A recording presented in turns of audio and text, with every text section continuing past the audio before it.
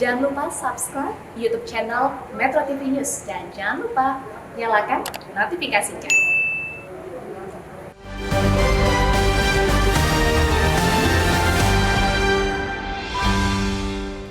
Halo, selamat pagi, salam sehat untuk kita semua. Transmisi lokal varian COVID-19 Omicron telah terjadi di Indonesia. Berdasarkan keterangan Kementerian Kesehatan, terdeteksinya kasus itu bukan dari hasil tracing, tetapi diketahui setelah yang bersangkutan melakukan tes antigen untuk syarat perjalanan udara. Pemerintah harus secara serius melakukan pembatasan lebih ketat lagi agar tidak semakin menyebar luas. Kegiatan tes dan pelacakan harus dilakukan lebih maksimal. Jangan menunggu kasus-kasus baru terus bermunculan. Inilah editorial Media Indonesia untuk edisi hari ini, Rabu 29 Desember dengan tema Babak Baru Omicron. Kami mengundang partisipasi Anda melalui telepon interaktif di 021 583 99 100 dan editorial Media Indonesia juga dapat Anda simak tentu saja seperti biasa di MG Radio Network di frekuensi 94,7 FM untuk wilayah Jakarta dan sekitarnya. Para pendengar juga bisa turut berpartisipasi dan berinteraksi dalam editorial Media Indonesia. Baik, untuk kali ini kita membahasnya bersama dengan anggota Dewan Redaksi Media Group, Don Bosco Salamun. Selamat pagi Bang Don, salam sehat. Selamat Natal untuk Bang Don nih. Ya, terima kasih. Oke, baik. Bang Don, sebelum kita masuk ke topik editorial, seperti biasa kita bahas headline yang kali ini memang terkait dengan editorial. Ya. Kita tentu saja terkejut kemarin adanya kasus Omicron transmisi lokal ya. Iya. Dan bahkan ini ditemukannya bukan dari hasil tracing pemerintah, Betul. tapi karena yang bersangkutan kebetulan tes antigen mau perjalanan udara. Catatan Bang Nun seperti apa ini terkait transmisi lokal? Ini catatan yang harus kita waspadai bahwa kalau sudah ada transmisi lokal yang sebetulnya sudah bisa diduga juga sebelumnya. 2 minggu lalu kita masih bicara ada yang terjangkit tetapi dari luar negeri. Betul, ya. Karena berhubungan dengan luar negeri. Pada waktu itu kita sudah bilang ini sudah ada di sini gitu. Minggu sebelumnya kita bilang di depan hidung kita gitu, masih di luar gitu. Dan sekarang ternyata kita temukan ada transmisi lokal. Bahkan transmisi lokal Ya, dan saya kira waktu itu Presiden Jokowi sudah mengingatkan kita tidak bisa menghindari lonjakan Omicron ya. Dan akhirnya kita toh sudah menemukan bukan karena tracing dan ada orang lokal yang terjangkit Omicron. Dan yang paling berbahaya adalah kalau lihat ini soal penyebarannya yang cepat. Betul, ya. Headline hari ini mengingatkan kita bahwa ini kita harus waspada walaupun tidak perlu panik. Ini mestinya dianggap mungkin sejalan dengan editorial. Ini wake up call. Kita sudah mulai agak kendor sedikit. Kita sudah mulai dengan penularan yang datar atau flat dari varian Delta. Bor kita sudah bagus, rendah sekali. Tetapi ketika kita lihat ini, harus ini siap-siap bangun lagi lah. Gitu kira-kira. Harus siap-siap kembali. Indra atau saya sudah bosan pakai masker, menjalankan protokol kesehatan. Tapi kalau lihat begini, ya kita harus bangun lagi. Mau tidak mau Bang ya? Mau tidak mau, suka atau tidak suka. Gitu. Nah, nanti kita lanjutkan lagi pembahasan soal Omicron ini ya, babak baru Omicron ini. Kita sedikit melihat ke headline yang lain di halaman 1 juga Media Indonesia hari ini.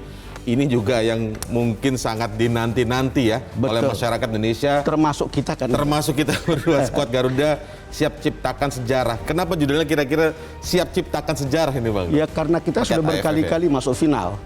7 kali masuk 7 kali masuk final. Lalu kemudian kita belum pernah bisa mengangkat piala kejuaraan AFF. Dan kalau kali ini kita bisa memenangkan pertarungan dengan Thailand, itu berarti untuk pertama kalinya. Makanya jadi catatan sejarah. Dan kita kali ini menurut saya kita punya alasan untuk optimis. Lihat variasi teknik bermainnya timnas di bawah pelatihnya, lalu kemudian lihat mentalnya, lihat energinya. Betul. Saya kira semua penonton lumayan terhipnotis lah lihat penampilan timnas kali ini gitu. Dan karena itu kita boleh berharap. Saya kira harapan-harapan itu sudah banyak. Kalau sudah sekian kali final tapi tidak pernah kejadian. Kalau yang kesekian kali lo tidak kejadian juga, kenapa? Karena dulu ada isu macam-macam kan di belakang, miring-miring di belakang lah ya. pertandingan final gitu, termasuk soal isu-isu miring, ada suap dan seterusnya gitu. Tapi dengan catatan 7 kali masuk final itu kan berarti memang penampilan timnas kita tidak pernah jelek sebenarnya, bagus sekali Bang ya. persoalannya kemudian kenapa tidak pernah juara itu mungkin di soal mental tadi. Tidak pernah jelek atau mungkin juga lawannya juga biasa-biasa saja. Tetapi kali ini memang berbeda. Kalau kita menyimak pertandingannya itu enak ditonton. Enak ditonton ya. Untuk kelas Asia Tenggara. Mudah-mudahan benar-benar sesuai dengan headline Indonesia hari ini, yaitu siap ciptakan sejarah. Baik, Bang Don. Baik, kita lihat di headline selanjutnya ya, di halaman kedua. Kok saya melihat yang menarik di sini adalah tentang fluktuasi harga masih wajar. Ini juga public matters nih Bang, dikeluhkan oleh masyarakat ya, di kanan kiri tetangga kita. Kalau kita dengar juga, telur udah 31.000 dan lain sebagainya. Tapi ini masih dalam tahapan yang wajar Bang, angka ini. Kalau lihat angka-angkanya banyak yang mengatakan bahwa ini tahap yang wajar, dan ini kan sering terjadi ada siklus yang tetap, entah pada Lebaran, kemudian pada Nataru, itu siklus. Tapi saya kira ini tidak seheboh seperti dulu lah. Ini lebih terkendali gitu. Tapi kita dengarkan Menteri Pertanian bilang stok pangan cukup, Pak Bulog bilang stok sembako cukup. Betul. Mestinya kemudian bisa dilihat mungkin di mata rantai untuk kemudian logistik untuk bisa cepat sampai gitu. Tentu ada juga 1-2 pedagang atau mungkin banyak pedagang yang juga ingin mengambil untung di tengah-tengah situasi seperti ini. Tapi jangan keterlaluan. Itu menghambat rasa pesta tahun baru lah. Walaupun tidak akan ada perayaan gitu. Tapi kan orang tetap punya rasa sendiri ketika pergantian tahun. Baik, artinya mungkin dalam waktu dekat setelah tahun baru berakhir lah ya, 1-2 hari kemudian kembali ke harga normal. Mestinya kembali ke harga normal. Ini tidak terlalu, lonjakannya tidak terlalu besar. Tidak terlalu signifikan ya. Baik, oke Bang Don, kita masuk singgung mulai topik editorial hari ini sebelum nanti kita tayangan lebih lengkap tayangan dari topik hari ini, babak baru Omikron. Kalau Bang Don sendiri melihat apakah memang apa yang dihimbau disarankan oleh pemerintah ini sudah cukup untuk kita mewaspadai varian Omikron ini sendiri? Iya. Sudah cukup maksimal tidak? Sebetulnya semua aturan sudah maksimal, himbauannya juga maksimal, lalu kemudian persiapan kita maksimal, tetapi penyakit ini kan penyakit baru yang belum ada pakem yang tetap untuk bagaimana mengatasinya, belum ada obat kan. Makanya persiapan itu ketika kembali ada Omikron, ya kita hanya bisa bilang, ini wake up call, pemerintah harus siapkan, taruhlah apakah rumah sakit, apakah tempat karantina, lalu kemudian soal pelaksanaan prokes yang mungkin lebih ketat, dan seterusnya, itu aja. Karena kita khawatir, ini kan takut Omikron ini datang bersamaan dengan Nataru. Takut ini jadi gelombang ketiga gitu. Kita tahu gelombang pertama penularan tahun lalu adalah pada Nataru. Nataru juga tahun lalu. Gelombang kedua Juni, Juli, Agustus. Nah, kita khawatir ini akan jadi gelombang ketiga gitu. Kita berharap tidak begitu, Indra. Itu aja. Ya, Bang Don, tapi kalau kita lihat bagaimana kita mencegah agar babak Omikron tidak menjadi gelombang ketiga seperti kata Bang Don tadi, apakah sejauh ini kita sudah seketat menerapkan pencegahan itu seperti di Juni, Juli, Agustus, ataukah kali ini memang agak-agak longgar sih sebenarnya? Ya, kita sudah belajar dari beberapa kasus kan. Betul. Kalau pemerintah tidak melarang perjalanan Nataru, kelihatannya kita ingin jaga kesehatan baik-baik, tapi juga jangan mematikan ekonomi. Kira-kira begitu. Gas rem ini masih dijalankan. Gas rem masih harus jalan, dan saya kira semua kesadaran tentang menjaga kesehatan itu sudah mencapai ke tingkat terbawah. Satu, kedua kan pemerintah menggenjot vaksin. Lalu kemudian Nataru ini akan beda gitu, tidak ada penyekatan, tetapi kalau jalan, lalu kemudian di tempat tertentu ada tempat antigen gitu. Kira-kira untuk bisa memperlihatkan bagaimana cara kita mengatasi ini. Lalu kemudian orang juga akan diperiksa, sudah divaksin berapa kali, gitu kan, vaksinnya harus 2 kali gitu. Jadi saya kira jadi ini kita sudah belajar lebih luas Bang ya, lebih luas dalam artian juga disediakan, dibuka, nggak terlalu ditutup banget, tapi ada penyediaan-penyediaan. Ya saya kira begini, cara memandangnya begini, ada larangan, tapi kalau kamu jalan hati-hati ya. Saya coba membahasakan yang ini tadi. Kira-kira begitu. Saya coba membahasakan. Karena ekonomi kita harus hidup, tapi juga Anda semua harus sehat. Kalau di tahun lalu kita benar-benar coba begini, buka banget. Kalau begini. Semua sudah mulai belajar lah tentang itu. Kalau itu penafsiran saya, Indra. Bukan dari mana-mana, tapi penafsiran saya melihat ini memperlihatkan bahwa tidak ada larangan untuk bepergian kali ini, kecuali untuk luar negeri ya, lebih ketat. Sama seperti kita sudah menutup beberapa akses dari luar negeri kan. Bang Don, ini kan tercatat sampai hari ini kalau tidak salah 47 ya, dan satu itu adalah kasus transmisi lokal. Betul. Tetapi kadang-kadang kita sering terbuai dengan angka-angka yang belum tinggi, tidak. Kan ada kata-kata dari salah satu pihak pemerintah menyebut bahwa kita beruntung kita tidak melonjak seperti di luar negeri. Nah kadang-kadang kita terbuai dengan angka ini terkait begini Bang. Angkanya rendah karena sebenarnya kemampuan untuk men-tracingnya tadi juga rendah. Begitu. Bagaimana dengan yang varian Omicron? Ya jangan terlena aja Indra. Ya. Kita semua tahu bahwa ini banyak sekali teori yang mengatakan penyebarannya itu sangat cepat. Ada yang bilang 500 kali, ada yang bilang 10 kali, ada yang bilang 70 kali. Kita ambil angka yang paling moderat 70 kali. Kalau Delta itu 1 menular kepada 2 orang, kalau sekarang Omicron 1 ya kepada 140 orang. Gitu. Jadi kalau kita sekarang punya 46 orang atau 47 orang, tinggal dikali 70 itu ya. Paling jelek gitu. Tapi kan menjadi soal ketika kita bicara apakah alat kita memang memadai untuk menangkap. Jangan-jangan sudah begitu banyak gitu ya. Tetapi alat kita tidak cukup gitu. Setiap hari kita antigen tapi tidak menemukan Omicron. Tapi belum tentu tidak ada. Mungkin karena alat tesnya. Tesnya yang belum memadai. Tadi kemarin juga kalau tidak salah itu jadi diakui. Jangan terlena dengan angka-angka ini. Baik. Makanya memang tetap harus berbicara. Ini tidak enak untuk diomongin. Berkali-kali diingatkan prokes. Prokes ya. Mantranya cuma itu. 3T itu ya, 3M ya. Baik. Bang Don, kita simak terlebih dahulu tayangan dari editorial hari ini, babak baru Omicron.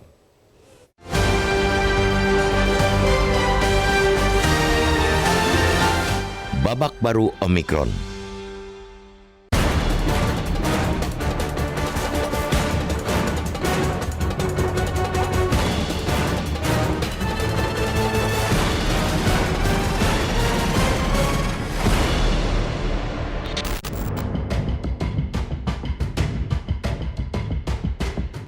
Serupa dengan COVID-19 varian awal, masuknya varian Omicron memang tidak terhindarkan. Hal ini merupakan kenyataan sederhana karena memang faktanya hingga kini hanya 12 negara di dunia yang dinyatakan belum terinfeksi corona. Semuanya ialah negara terpencil, baik karena lokasi maupun karena kebijakannya menutup diri, seperti Korea Utara. Sementara itu, negara lain tidak peduli tingkat ekonomi bahkan masuk kategori failed state sekalipun semua tidak terhindar dari COVID-19. Ketika muncul varian dengan daya tular 5 kali lebih cepat, kita hanya menunggu waktu sampai Omicron menyebar meluas di dalam negeri. Namun, transmisi lokal yang telah terjadi di Indonesia tidak bisa dimaklumi begitu saja. Terlebih, berdasarkan keterangan Kementerian Kesehatan kemarin, terdeteksinya kasus itu bukan dari hasil tracing. Kasus transmisi lokal yang disebut sebagai kasus pertama itu diketahui setelah yang bersangkutan melakukan tes antigen untuk syarat perjalanan udara, bukan hasil kegiatan lacak dan tes yang dilakukan pemerintah. Tambahan 1 pasien transmisi lokal itu membuat total kasus terkonfirmasi Omicron di Indonesia sudah 47 kasus sejak pertama kali dilaporkan pada 16 Desember. Sebanyak 45 kasus merupakan pelaku perjalanan dari luar negeri, baik warga negara Indonesia maupun warga negara asing. Setelah resmi ada penularan lokal Omicron, kiranya pemerintah secara serius melakukan pembatasan lebih ketat lagi agar tidak semakin menyebar luas. Paling penting lagi ialah kegiatan tes dan lacak dilakukan lebih maksimal. Jangan kasih kendor. Jangan tunggu ada kasus penularan lokal baru tergopoh-gopoh melakukan kegiatan tes dan lacak. Para ahli sejak jauh hari sudah mengingatkan kemungkinan Omicron masuk Indonesia. Namun antisipasi yang dilakukan selalu terlambat. Pelajaran dari masuknya corona awal, bahkan dari masuknya varian Delta, nyatanya tidak membuat bangsa ini berbenah. Memang fakta menunjukkan tingkat keparahan Omicron tidak seganas Delta. Itu pula sebabnya tingkat kematian akibat varian Omicron di berbagai negara relatif kecil. Meski begitu, pemerintah tidak boleh lengah. Kematian di Amerika Serikat dan Australia terjadi pada penderita yang berusia lanjut dan ada pula pasien yang belum divaksin. Fakta itu ialah peringatan bagi Indonesia yang cakupan vaksin pada lansia baru mencapai 43% dan vaksinasi dosis pertama baru mencapai 75,38%. Cakupan vaksinasi itu menunjukkan masih besarnya jumlah penduduk yang rentan akan simptom berat. Simptom berat sama artinya dengan perawatan di rumah sakit. Jika itu yang terjadi, ancaman penuhnya fasilitas kesehatan tetap ada. Eloknya, mulai sekarang pemerintah memastikan kesiapan fasilitas kesehatan, mulai pelayanan kesehatan primer seperti puskesmas hingga rumah sakit. Persiapkan juga tenaga kesehatan, ruang rawat, obat, oksigen, alat kesehatan, sistem informasi, serta sistem rujukan. Jangan sampai fasilitas kesehatan kolaps. Pengalaman yang terjadi pada Mei-Juni lalu harus menjadi pelajaran berharga. Ketika itu, tsunami kasus COVID-19 tidak saja berakibat pada orang yang terjangkit, tetapi semua orang yang membutuhkan perawatan rumah sakit. Begitu banyak orang tidak mendapat akses perawatan hingga akhirnya kehilangan nyawa. Kondisi itu tidak boleh terulang. Kita mengapresiasi pemerintah yang telah memperpanjang lagi karantina pelaku perjalanan dari luar negeri menjadi 14 hari. Namun, itu saja belum cukup. Pemerintah harus meningkatkan berkali lipat testing random di berbagai kelompok masyarakat. Pemerintah juga harus memperketat prokes, khususnya di tempat publik, dan aturan perjalanan di dalam negeri.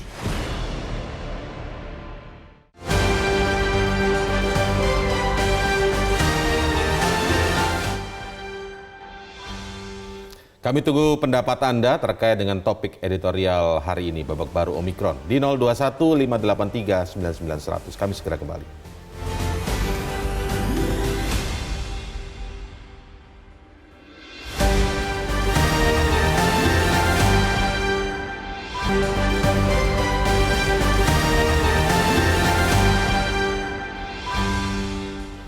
Juru bicara Kementerian Kesehatan Siti Nadia menyatakan terdeteksinya varian Omikron transmisi lokal pertama di tanah air dari pria asal Medan yang menghuni apartemen di Jakarta Utara, tidak pernah keluar negeri dan tidak berinteraksi dengan orang yang baru pulang dari luar negeri.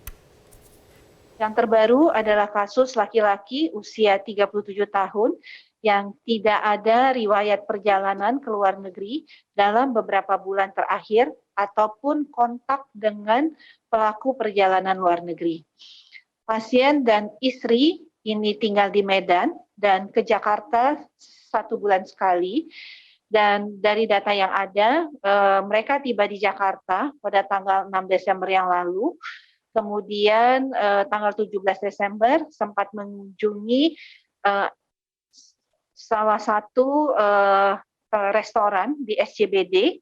Dan pada tanggal 19 Desember melakukan tes antigen yang dinyatakan positif dikarenakan yang bersangkutan berencana untuk kembali ke Medan.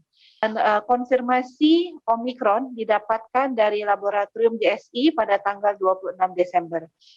Sebagai tindak lanjut tentunya yang bersangkutan saat ini sedang dalam proses evakuasi untuk melakukan isolasi di Rumah Sakit Pusat Infeksi Sulianti Saroso. Ya, tidak pernah punya catatan ke luar negeri ya. Artinya ini memang bukan datang dari luar negeri, tidak mengikuti karantina, bukan begitu Bang. Tetapi ini artinya menjadi alarm tersendiri nih buat kita. Ya, jangan-jangan kita ini. Orang yang ke mall juga mungkin ada gitu, cuman tidak terdeteksi aja. Ya. Tapi ini kan pengantin. Kemarin tracingnya cukup langsung cepat ya, reaksinya cukup itu cepat tracing ya. Normatif, cepat gitu. Tapi kan kemudian menemukan yang begini gitu. Ya, Bang Don, tapi sebenarnya yang menjadi pembahasan juga di kali ini ya, ketika kita awal-awal kita bandingkan dengan Delta, Bang Don. Betul. Ketika awal-awal kita mendengar ada varian Delta lebih berbahaya dari COVID yang ada sebelumnya begitu ya, itu lalu merasakan tuh bagaimana ketatnya upaya pemerintah untuk melakukan pencegahan dan lain sebagainya, bahkan tingkat fatality rate-nya juga tinggi begitu ya. Nah kali ini Omikron itu agak berbeda begitu Bang. Bagaimana sih sebenarnya terkait dengan data-data terkait dengan hal ini? Ya, ini kali ini berbeda karena kita merasa bahwa fatality-nya itu rendah. Gitu kira-kira ya. Lalu kemudian orang merasa ini flu biasa, mungkin tidak terlalu banyak tidak terlalu tinggi awareness-nya. Tapi soal fatality ini kan masih debatable sebetulnya ya. Karena ini kan baru. Kalau lihat pro kontra fatality ya, ini saya kemudian riset misalnya dari riset semalam ya. Riset Imperial College London, risiko kebutuhan rawat inap bagi pasien COVID-19 Omikron sebesar 40-45% lebih rendah. Jadi dibanding pasien varian Delta. Studi di Afrika Selatan juga mengatakan dari 1 Oktober sampai 30 November yang dibawa rumah sakit itu juga varian lain lebih tinggi daripada varian Omikron. Di Eropa catatan ECDC juga mengatakan lebih rendah, tetapi penularannya yang berbahaya gitu. Yang cepat ya, masif ya? Masif gitu. Kalau lihat seperti itu kan karena kita masih merasa bahwa ini tidak fatality-nya itu rendah. Mungkin itu yang menyebabkan awareness kita tidak setinggi ketika Delta gitu. Tapi kan kita jangan melihat, intinya jangan dulu melihat situasi-situasi melodrama yang terjadi ketika Delta pada bulan Juni, Juli, Agustus. Jangan sampai duka cita yang begitu besar pada saat itu terulang gitu. Ini tidak menakut-nakuti. Pasti kita tidak boleh takut, kita tidak boleh panik. Tapi harus siap, kita harus waspada. Kembali lagi mantranya itu yaitu kalau pemerintah atau misalnya kebijakannya adalah seperti ini, Anda boleh jalan ya. Tapi ini ada aturannya yang nggak boleh. Maksudnya gitu. antara nutup, antara buka nutup gitu ya? dan kemudian antara lihat atau tetap diawasi. Ya kita harus bertanggung jawab untuk diri kita sendiri. Kalau Anda mau libur ke Bali atau libur kemana, tapi luar negeri saya kira kalau bisa jangan gitu. Ya libur dalam negeri ke tempat wisata ya tetap harus prokes. Prokes yang ketat sekali. Tidak ada pilihan. Mantranya cuma itu. Menjadi sakral kalau untuk kesehatan, menjadi sangat bernilai. Dan itu adalah hal yang sudah terbiasa kita di 2 tahun ini gitu. Dan yang menarik mungkin memang kan tidak lagi ada perintah kalau tidak tinggal di rumah gitu. Saya rasa perintah tinggal di rumah itu memang ada yang keliru gitu ya. Kalau di kota boleh disuruh ditinggal di rumah. Tetapi ada sebuah pelajaran sangat menarik dari Gubernur Jambi yang kita kasih penghargaan People of the Year. Dia suruh rakyatnya kerja di kebun. Karena kalau ke kebun dan memang pengeluarannya kecil, orang tidak bisa berkumpul. Dia kerja produktif, dia tidak bisa kumpul-kumpul, dia mungkin tidak perlu pakai masker dan seterusnya. Dan di luar ya? Dia di luar. Di luar artinya juga. Kamu anak petani bukan? Saya anak petani dan saya tahu artinya ketika di kebun kita sendiri atau berdua atau bertiga aja gitu. Nggak ada ngariung yang begitu banyak orang. Ngumpul-ngumpul gitu ya. Jadi ada juga begitu. Jadi kalau perintah tinggal di rumah jangan pergi, ya itu untuk mereka yang ada di kota. Kalau di desa suruh aja ke kebun mereka kerja aja. Lebih sehat kena matahari Bang ya. Itu yang membuat Gubernur Jambi mendapat penghargaan pada waktu itu. People of the Year, oke. Out of the box. Baik. Nah, Bang, tetapi catatan sedikit Bang. Ketika kemudian Omikron ini sedikit berbeda dengan data-data yang disampaikan Bang Nun tadi bahwa dia lebih rendah tapi walaupun itu masih debatable penyebarannya tapi masif begitu ya.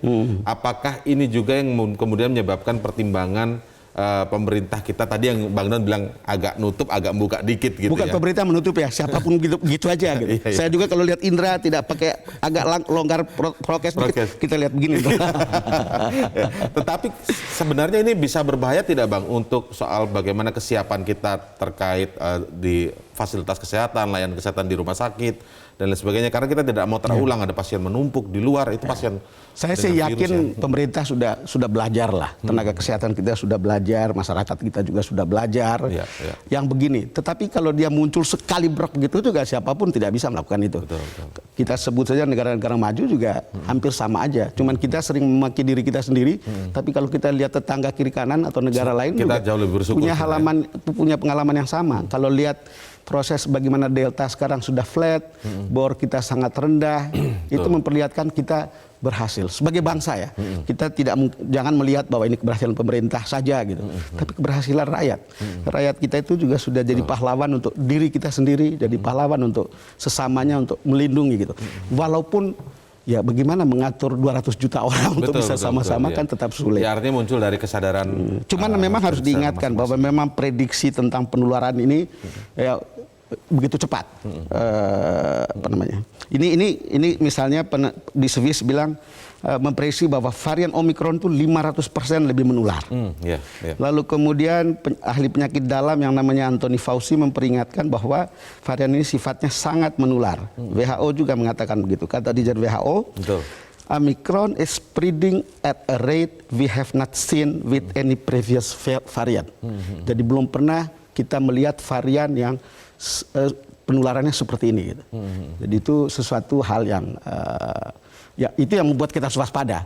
Itu yang harus kita waspada, lalu kemudian tidak perlu panik. Ya seperti kata Presiden Jokowi. Bahkan studi di Universitas Hong Kong itu menemukan penularan Omikron yang saya sebut tadi itu 70 kali lebih cepat ketimbang Delta. Jadi kalau Delta menyebar pada 2 orang, Omikron menyebar pada 140 orang. Jadi ini hal-hal yang ya angka-angka ini jangan membuat kita takut lah, tapi paling tidak kita tahu bahwa ini jangan juga dianggap sebagai angin lalu. Kira-kira gitu. Baik Bang Don, nanti kita lanjutkan lagi ya setelah jeda headline news pukul 8 waktu Indonesia Barat. Editorial Media Indonesia masih menunggu partisipasi Anda melalui line telepon di 021 583 9.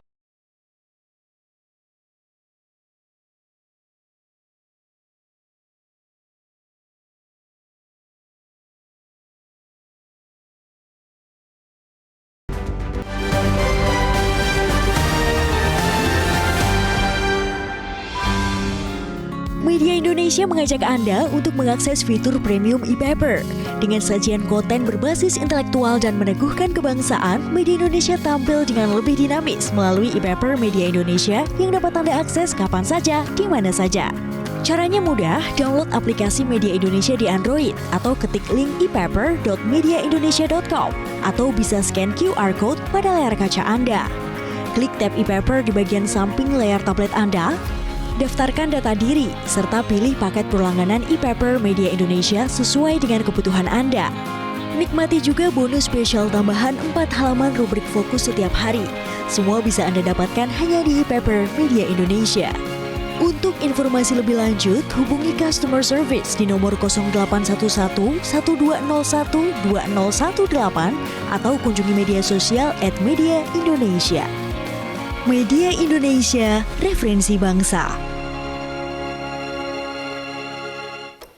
Terima kasih dan selamat bergabung bagi Anda yang baru saja menyaksikan editorial Media Indonesia saat ini. Topik kita adalah babak baru Omikron. Saya masih bersama dengan anggota Dewan Redaksi Media Group Don Bosco Salamun. Kini saya sapa Anda untuk mendengarkan pendapat Anda, pemirsa yang bergabung bersama kami di 0215839900. Ada Pak Tasrif Usman di Banjarmasin, Kalimantan Selatan. Selamat pagi Pak Tasrif. Selamat pagi Mas Indra, selamat pagi Bang Don Bosco. Assalamualaikum warahmatullahi wabarakatuh. Waalaikumsalam. Silakan Pak Tasrif. Ya, menghadapi babak baru Omikron, saya berharap seluruh masyarakat dan pemerintah itu tidak panik. Tetapi kita tetap harus waspada dan ikhtiar. Seraya kita berdoa kepada Allah, semoga Omikron ini tidak berkembang biak di Republik ini. Yang kedua, pemerintah harus tetap mempersiapkan infrastruktur rumah sakit supaya jangan ada lagi seperti pengalaman kemarin ada tabung yang kurang dan sebagainya. Yeah. Dan yang paling penting adalah bagaimana regulasi pemerintah untuk menutup sementara warga negara asing masuk ke Indonesia dan memperketat karantina. Jangan sampai ada warga negara kita yang kembali ke Indonesia, kemudian dia seperti kejadian-kejadian kemarin lagi nanti keluar atau tidak mau dikarantina dan sebagainya. Karena kita ketahui bahwa Kemenkes menyampaikan dari 47 yang terdeteksi sampai saat ini itu ada 45. Itu adalah riwayat perjalanan dari luar ke dalam negeri. Artinya pemerintah harus memperketat aturan yang sudah dibuat dan itu berlaku sama rata, tidak ada pejabat, tidak ada masyarakat supaya kita tetap terlindungi. Terima kasih. Terima kasih Pak Tasrif. Warahmatullahi wabarakatuh. Dari Banjarmasin. Waalaikumsalam warahmatullahi. Ke Pak John Veto sekarang di Batam. Selamat pagi Pak John Veto. Selamat pagi Mas Indra. Selamat pagi Bang Don Bosco Salamun yang sangat semangat nih Bang Bosco. Ya. Jadi pertama saya mengucapkan selamat Natal dengan Bang Don Bosco nih ya, karena beliau selalu nih ya mudah-mudahan berkah Natal nih kita bebas dari COVID-19 ini. Jadi babak baru Omikron ini memang menakutkan sebenarnya bagi. Tapi kalau kita cermati ya langkah gerak masyarakat atau pemerintah yang khusus menangani COVID ini, alhamdulillah kita lebih pada dari negara maju sebenarnya kita menghadapi apa nih. Karena kita sudah belajar dengan yang bulan Juni ya. Bulan Mei dan bulan Juni ya. Yang gelombang kedua itu kita betul-betul chaos negara ini. Tapi alhamdulillah sekarang ini Omikron kita baru 47. Yang mudah-mudahan tidak ada tambah lagi. Cuma yang kita takutkan itu betul kata Bang Don Bosco tuh. Permisi lokal ini, ya, yang kemarin dari Medan dia ke Jakarta, artinya dia terdeteksinya dia melaporkan diri dengan persyarat perjalanan tes antigen. Jadi ini harus bergerak apalagi lebih cepat lagi kita harusnya melaporkan ini, ya. Tapi jangan panik, ya. Mudah-mudahan saya tengok di Kepri lah, pemerintah khususnya tim COVID ini betul-betul tidak kenal lelah ya, apalagi TNI Polri, apalagi wali kota Batam juga tengok semangat betul ya. Mudah-mudahan kita jangan bertambah lagi lah ini. Baik. Ya, makasih. Terima kasih Pak John Veto dari Batam. Kemudian kita ke Cirebon menemui Ibu Indra. Selamat pagi Ibu Indra. Selamat pagi Bung Indra Maulana dan Bung Don Bosco. Assalamualaikum warahmatullahi wabarakatuh. Metro TV. Waalaikumsalam. Ya. Silakan Ibu. Babak baru Omikron. Betul-betul baru. Karena yang perlu digarisbawahi, munculnya Omikron ini dinyatakan bahwa dia tahan terhadap vaksinasi yang sudah diberikan. Nah, iya. Sementara ribut-ribut ini terjadi, kita juga sekarang mendapat kiriman 9 juta dosis vaksin baru. 4 tahap. Tahap ke 176, 177, 178, 179.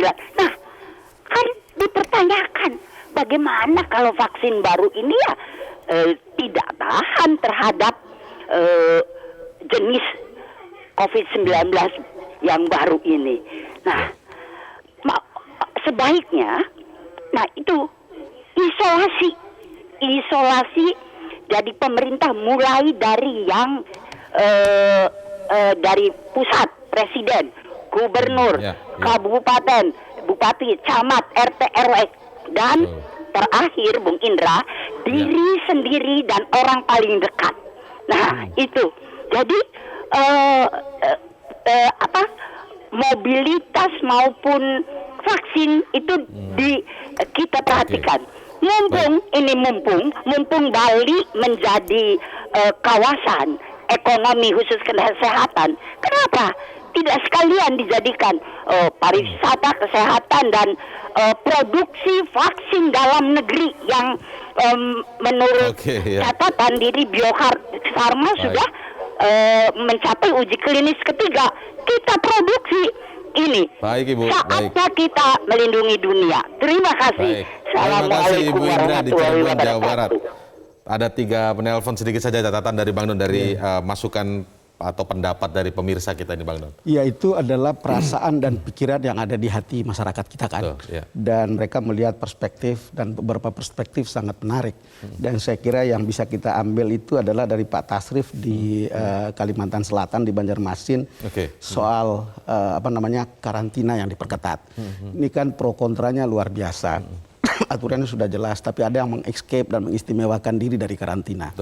Dan saya kira beberapa kali mengatakan sebetulnya kita tidak boleh mengistimewakan diri karena penyakit ini tidak memandang kamu pejabat, kamu orang kaya, orang miskin, orang hebat atau orang tidak hebat, itu sama semuanya. Jadi yang menarik itu kan sekarang ada beberapa situasi ketika COVID Delta itu menurun, banyak orang bepergian ke luar negeri, termasuk sejumlah selebritis. Saya ada di sebuah grup yang memperlihatkan bagaimana sejumlah selebritis ada yang ke Amerika, ada yang satu keluarganya ke Turki, dan seterusnya. Dan kalau mereka pulang, kita berharap mereka menjadi contoh untuk menjalankan karantina yang 14 hari itu dengan konsisten. Kenapa? Kalau mereka tidak comply dengan itu, ini akan menjadi drama buruk untuk publik. Drama buruk, orang melihat bahwa ada orang yang diistimewakan. Kemudian apa bedanya dengan kita gitu. Lalu kemudian orang tidak akan merasa diperlakukan secara tidak adil. Dan yang paling baik adalah ya kalau tidak mau ikut karantina begitu lama, ya jangan dulu keluar negeri kan gitu. Kan itu kira-kira cara berpikir yang benar gitu. Tetapi kalau misalnya ada yang mengistimewakan diri, menurut saya dihukum saja. Gitu. Tidak ada ini, karena ini sebuah contoh yang jelek. Mau dia pejabat, mau siapapun gitu. Tidak ada pengecualian gitu. Karena kalau ada orang yang protes, saya kemarin ketemu Ibu Susi, atau kita baca di tweet Ibu Susi Pujiastuti misalnya. Memangnya rakyat atau pejabat tidak kena penyakit itu, satu. Kedua, kalau karantina, memangnya rakyat juga tidak merasa harus membayar mahal gitu. Sama-sama bayar mahalnya, lalu pejabat kemudian tidak membayar gitu dengan membebaskan diri dari karantina gitu. Ini soal keadilan. Yang begini ini akan menghambat juga untuk mensosialisasikan ajakan. Ini drama yang tidak bagus untuk masyarakat. Drama yang tidak bagus untuk anak-anak kita, untuk melihat pada satu masa ada yang dikecualikan gitu. Mungkin satu dua lah mungkin bisa kita pahami. Tetapi kalau yang lain-lain rasanya jangan memberikan contoh yang tidak bagus. Kalau tidak mau di karantina seperti itu, nggak usah pergi dulu, tahan diri aja untuk bepergian. Kita juga bukan tidak bisa bepergian kan, kita juga bisa, tapi kita harus tahan diri dulu saat-saat seperti ini. Fokusnya dalam menahan diri. Baik, Bang Don, nanti kita lanjutkan di segmen selanjutnya ya, pembahasan terkait dengan babak baru Omikron ini. Tetaplah bersama kami pemirsa di Editorial Media Indonesia.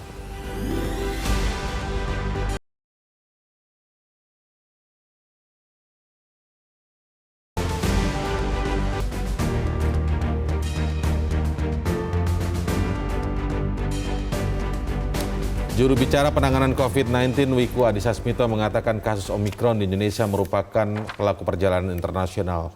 Wiku pun menghimbau masyarakat untuk tidak melakukan perjalanan internasional terlebih dahulu dan mematuhi aturan dari pemerintah. Di Indonesia sendiri, hingga dengan saat ini telah terdeteksi 47 kasus positif Omikron. Mayoritas kasus positif Omikron di Indonesia merupakan WNI pelaku perjalanan internasional, dan mayoritas ialah kasus tanpa gejala atau bergejala ringan dan akan segera di-tracing dan ditangani dengan segera. Melihat tren perkembangan kasus Omikron yang terus meningkat baik di tingkat global dan nasional, kita harus terus mengantisipasi agar penularan varian ini dapat ditekan seminimal mungkin di Indonesia. Hasil telaah data yang menunjukkan mayoritas kasus positif Omikron merupakan pelaku perjalanan internasional, maka mendorong pemerintah untuk mengetatkan pengawasan di pintu-pintu masuk kedatangan luar negeri, utamanya dari negara-negara yang tingkat kasus Omikronnya terdeteksi tinggi. Ya, Bang Don, kalau kita lihat pernyataan Prof. Wiku tadi itu kan memang mayoritas saat ini kasus memang dari luar negeri, walaupun ada transmisi lokal kemarin ya, satu kasus. Tetapi dari luar negeri tetap menjadi yang mayoritas begitu, varian Omikron ini. Tapi kalau kita lihat kebijakan menutup pintu-pintu masuk ke Indonesia kita sejauh ini, baik jalur udara maupun laut, apakah sudah cukup maksimal ataukah harusnya pemerintah lebih ketat lagi menurut Bang? Saya tidak punya data tentang itu, Indra, tapi saya yakin dari segi kebijakan sudah benar kita on the track. Tetapi kan persoalan itu kan pelaksanaannya di lapangan. Seperti apa ya? Yang jadi soal bagi kita adalah ketika kita menemukan satu transmisi lokal, kita tidak boleh berpikir cuma satu. Kita harus berpikir itu sudah banyak. Ya, seperti yang disebutkan karena tadi ya. mungkin tidak bisa dijangkau dengan testing atau tracing, apa yang kita bikin begitu. Lalu kemudian kita tidak bisa melihat bahwa itu varian itu dari luar negeri saja gitu. Kita harus betul-betul prepare. Makanya kan kenapa kita diminta atau publik diminta untuk waspada gitu. Ini mungkin karena alat kita tidak bisa mendeteksi itu. Ini betul-betul hanya hipotetik ya. Tidak bisa dipastikan. Kita tahu bahwa kedua, kita jangan berpikir cuma satu transmisi lokalnya. Kan itu data resmi aja ya, baru data resmi. Jangan-jangan ini adalah semacam fakta seperti di bawah gunung es yang mungkin sudah banyak. Cuman kita tidak merasa selama ini. Karena orang merasa flu aja biasa gitu. Lalu kemudian batuk-batuk. Berbeda dengan Delta ya. Apalagi bersama dengan musim hujan misalnya gitu ya. Berbeda dengan Delta kan langsung menyerang, langsung kemudian sampai paru-paru jadi putih-putih gitu gambarnya. Itu bisa membuat kita lebih aware gitu. Intinya adalah bahwa kalau kita lihat seperti sekarang, semua pintu masuk, kebijakan itu dijalankan dengan konsisten saja gitu. Kalau sekarang kita bicara bahwa dulu ada rencana bahwa Nataru itu level 3 tapi tidak jadi, itu sama dengan yang saya bilang begini tadi ya itu berarti ya supervisi atau pengawasan untuk melaksanakan prokes walaupun pemerintah melihatnya seperti ini atau siapapun melihatnya seperti ini, itu harus konsisten juga gitu. Ini ya sekali lagi so far dikatakan fatality-nya tidak parah Delta. Tetapi bukan berarti kita merasa bahwa ini biasa-biasa saja. Karena seperti kata WHO, kalau penyebarannya begitu luas dan begitu cepat, itu juga akan mengganggu keinginan kita untuk kemudian menyelesaikan persoalan ini dengan baik. Lalu kemudian keinginan kita untuk pertumbuhan ekonomi itu juga tidak akan tercapai kalau angka menyangkut tiba-tiba 100.000 misalnya per hari negeri dan seterusnya kan, itu hal-hal yang mengganggu gitu. Ya, pemerintah tentu at all cost untuk mengambil kebijakan supaya ini kemudian tidak tersebar gitu. Tidak cepat menyebar dan tidak meluas gitu. Ya kita tunggu, dan itu sebetulnya usaha kita bersama. Jangan hanya pemerintah. Sekali lagi, penyakit itu milik kita sendiri. Bukan pemerintah, bukan orang lain. Itu langsung diri kita sendiri gitu. Seperti kata Bu Indra tadi, ya orang terdekat kita atau kita sendiri adalah orang-orang yang harus waspada duluan. Ini kira-kira bisa ada pengaruhnya nggak Bang nanti, seperti kalau saya simak pernyataan Presiden Jokowi di luar soal Omikron ini kan mengatakan bahwa tahun 2022 ini Indonesia kurang lebih ada 150 pertemuan tingkat dunia yang terjadi di Indonesia. Salah satunya tentu saja presidensi G20 itu. Betul. Nah, apakah dengan varian yang seperti ini itu juga akan bisa menjadi berpengaruh cukup signifikan dengan helatan-helatan itu, Bang? Saya kira ada alasan yang kuat untuk pemerintah mati-matian supaya itu tidak menjangkit tersebar luas di sini. Ini 150 itu Indra, 150 pertemuan itu betul-betul karena presidensi kita sebagai presidensi kita di G20. Itu di luar pertemuan-pertemuan yang lain. Kalau kita berhasil menekan laju Omikron misalnya, dan kemudian itu menjadi semacam keistimewaan, tidak akan menjadi atau menciptakan atau melahirkan gelombang ketiga, we are hero. Kita menjadi pahlawan. Bangsa kita jadi pahlawan, kemudian rakyat kita menjadi pahlawan untuk diri kita, untuk bangsa kita, untuk membuat ini semacam exception. Kalau lihat di Amerika sudah 80% dari 100.000 orang yang terkena itu adalah Omikron, begitu juga di Inggris misalnya. Dan kita tidak, mudah-mudahan kita tidak seperti itu. Kita punya proud sebagai sebuah bangsa yang orang selalu mengeritik, orang Indonesia begitu. Tapi kalau ada seperti itu, kita bisa ya. Kira-kira gitu, Indra. Bang, sebenarnya vaksinasi kita ini termasuk yang cukup baik tidak di dunia ini, Bang, dari data yang dipunya Bang? Ya kalau kita lihat ya, kalau angka-angkanya sebetulnya sangat meyakinkan. Kita itu ada di 10 besar atau 5 besar bahkan. Bahkan 5 besar kecepatan. Ya? Dan sekarang kan sudah ada sebentar lagi ya, seminggu lagi dari sekarang sudah akan ada booster kan. Betul. Dan kita berpikir atau kita berharap bahwa banyak orang akan mengelola diri sendiri dengan vaksin booster itu untuk kemudian meningkatkan daya tahannya. Intinya adalah kalau kita lihat vaksinasi kita itu termasuk cukup berhasil. Jadi kalau kita datang atau kalau sudah ada isu dengan atau sudah ada fakta dengan Omikron, ya kita harus bersiap-siap untuk kemudian mereka yang baru sekali harus 2 kali, mereka yang kalau misalnya ada kesempatan booster ya silakan lakukan gitu. Ya intinya kita melakukan upaya-upaya dari berbagai lini lah. Dari berbagai lini dan termasuk diri kita sendiri untuk bukan menyelamatkan diri, untuk menjaga supaya kemudian kita aman dari serangan Omikron. Dan yang paling baik adalah kita mencegahnya, kan kira-kira itu. Dan tadi pencegahan itu pemerintah menutup penerbangan beberapa dari luar negeri. Kemudian tadi ada himbauan untuk kemudian penerbangan lewat jalur laut itu juga. Dan lewat jalur laut ini, Indra, itu warga kita sebetulnya yang dari luar negeri. Itu warga kita sendiri ya. Di ASEAN datanya memperlihatkan bahwa yang paling tinggi itu 200-an itu ada di Thailand. Di beberapa negara lain belum tampak sebegitu tinggi gitu. Tetapi kan kembali lagi kita tidak bisa mengatakan bahwa ketika kita menemukan 46, cuma 46 dari 270 juta yang kita tidak bisa lihat semuanya dan tidak bisa kita lakukan tracing atau testing, ya possibility-nya itu bisa lebih dari itu. Sebenarnya pembahasan kita ini pada garis besarnya adalah mengingatkan kembali jangan lelah untuk 3M tadi ya, Bang, sebenarnya kita salah satunya itu ya. Kita capek, kita lelah, kita mau lebih varian, kita mau tarik napas dulu untuk bisa jalan. Kita kalau bisa tarik napas dulu untuk tidak menggunakan masker, tidak prokes. Tapi begitu ada ini, wake up call. Itu kalau kita lagi tidur ayam begitu, jadi tidur setengah sadar gitu, harus mulai sadar lagi gitu kira-kira, Indra. Perlu mulai seperti ini tidak, Bang? Misalnya kayak konser mulai ditutup dulu, atau misalnya kemudian ya ada beberapa hal yang sempat dibuka ketika itu sudah mulai melandai, kita survive dari Delta itu kan semua banyak yang dibuka. Ya bagusnya begitu, tetapi kan kita selalu harus lihat bukti dulu. Kalau Omikronnya ternyata masih sebegini, masih oke lah gitu.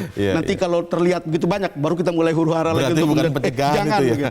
Ini bukan pencegahan, tetapi tadi kembali lagi saya bilang, kita itu begini melihatnya. Karena ya sehat, ya ekonomi gitu. Ya. Bagaimana cara supaya sehat dan ekonomi, betul. gas dan rem.